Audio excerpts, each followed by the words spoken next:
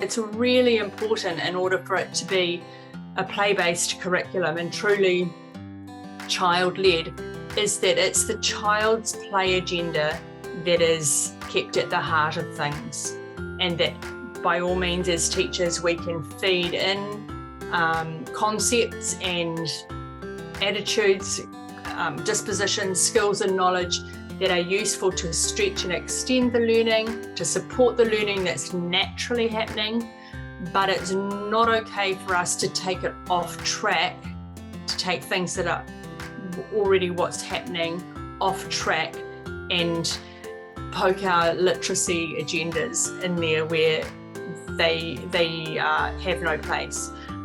Why is promoting literacy important? And this is perhaps something that is, pretty much taken for granted. But strong literacy foundations, and I'm not talking about reading and writing here, strong literacy foundations are a predictor of school success.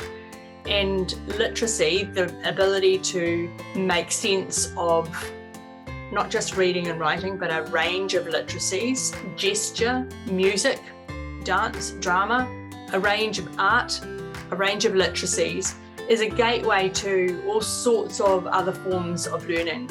Reading and writing is obviously an important life skill. It makes navigating our place in society much more straightforward.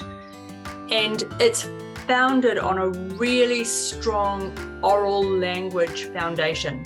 So our focus in early childhood needs to be fostering oral language, children's ability to understand and to express themselves using language for a range of purposes. Parents, as Angela sort of alluded to, often have the expectation that children will begin to learn to read and write in the way that they recognise reading and writing from their own experience and their own memory of learning to read and write.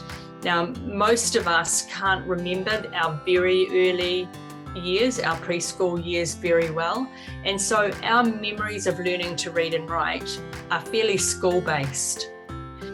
And this is what parents bring to the table, is the expectation of reading and writing happening in the way that they remember it happening for them. That's all that they can remember. And in the absence of any teacher education or other child development or literacy development learning for themselves as adults, that expectation that they're working from. But there's some really good research that shows that children who are engaged in formal early literacy, so sit down and trace over the alphabet, and this is an A, and if you put a B in front of this word, it means bat, and if you put an H, it means hat.